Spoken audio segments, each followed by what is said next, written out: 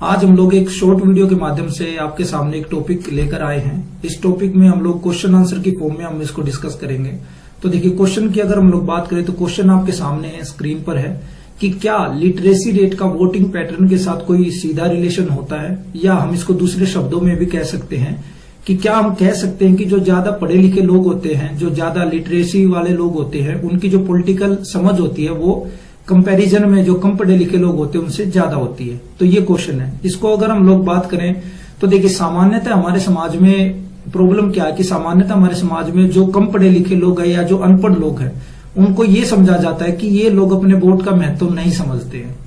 ठीक है, ये लोग तो शराब के कारण आप इनको 500 रुपए का नोट दे दो तो ये अपना वोट बेच देते हैं। या कई बार देखा जाता है कि जो जमींदार लोग हैं गांव में, या जो बाहुबली लोग हैं, वो उनको डरा धमकाकर वोट अपने पक्ष में डलवा लेते हैं। ठीक, तो ये समस्याएं रहती हैं लोकतंत्र के साथ, और ये समस्याएं ऐसा नहीं है कि कोई काल्पनिक है, ये आपने ग्राउंड रियलिटी में भी देखी है, पहले भी होती आई हैं और आज भी होती आई हैं। लेकिन हम लोग इसको पूरी तरीके से हम लोग डिनाई नहीं कर सकते कि जो गरीब लोग हैं या जो कम पढ़े लिखे लोग हैं वो अपने वोट का इंपोर्टेंस नहीं समझते हैं। ठीक है, मैं इसको आपको एक एग्जाम्पल के माध्यम से समझाना चाहूंगा। 1948 में, जब 1947 में देश आजाद हुआ, 1950 में हमारा संविधान लागू हो चुका था, और 1951 में जब पहली बार इलेक्शन लड़े तो उस टाइम पर अगर हम लोग लिटरेसी रेट की बात करें तो देश में केवल और केवल 18% जो लोग थे वो साक्षर थे। ठीक है, लेकिन आप देखिए, ये मतलब बिल्कुल प्राउड की बात है कि उस टाइम पर हमारे लोगों ने जो जिनको चुना, जिनको अपना रिप्रेजेंटेटिव चुना, वो लोग कौन थे? नेहरू, पटेल साहब, शास्त्री, अब्दुल कलाम आजाद। तो ऐसे लोगों को और ऐसे नेताओं को हमारे गरीब जनता के द्वारा, अनएजुकेटेड पीपल के द्वारा चुना गया। लेकिन आज की बात कीजिए, आप करंट सिनेरियो की बात कीजिए तो लगभग हमारे देश में 78% लिटरेसी रेट है। बट आज के समय में अगर हम लोग संसद में बात करें, लोकसभा और राज्यसभा में मिलाकर बात करें, तो 48% ऐसे सांसद चुनकर भेजे गए हैं जिनके ऊपर संगीन अपराध के अंतर्गत मुकदमे दर्ज है। 48% है इनकी संख्या, और ये कोई मैं अपने पास से नहीं कह रहा हूं, ये एडीआर की रिपोर्ट है।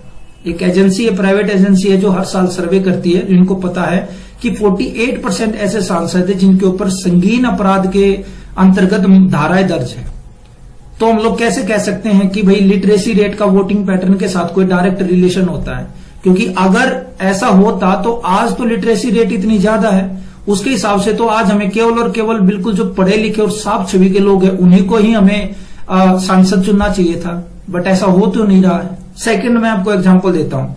हमारे पूर्व प्रधानमंत्री डॉक्टर मनमोहन सिंह ने केवल जीवन में एक ही बार इलेक्शन लड़ा, और वो वही इलेक्शन हार गए। और वो हारे भी किन से?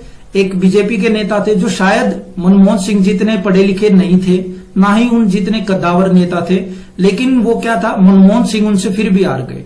और कहां से आ रहे हैं? कोई वो बिहार के किसी पिछड़े इलाके से या यूपी झारखंड के किसी ट्राइब एरिया इलाके से नहीं आ रहे हैं, वो हारे हैं साउथ दिल्ली से। साउथ दिल्ली से। और साउथ दिल्ली क्या है? साउथ दिल्ली आप कह सकते हैं कि मोस्ट लिटरेट कॉन्स्टिट्यूएंसी है ना। अगर साक्षरता दर इतना ही प्रभावित करती तो मनमोहन सिंह को हारने का कोई रीजन ही नहीं बनता था। तो हम लोग सीधा सीधा इन बातों से क्या समझ सकते हैं कि आप लिटरेसी रेट एक अलग चीज है और वोटिंग पैटर्न सोसाइटी का वो एक अलग चीज है। ठीक है, अगर हम डेमोक्रेसी को समझते हैं, डेमोक्रेसी क्या है? डेमोक्रेसी, अगर मैं आपको एक सिंपल परिभाषा दूं तो democracy is not about finding ideal option. Ideal option चुनना डेमोक्रेसी का पर्पज नहीं है। डेमोक्रेसी का मेन पर्पज क्या है? बेस्ट ऑप्शन चुनना है आपको, किनमें से? जो आपको ऑप्शन दिए गए हैं।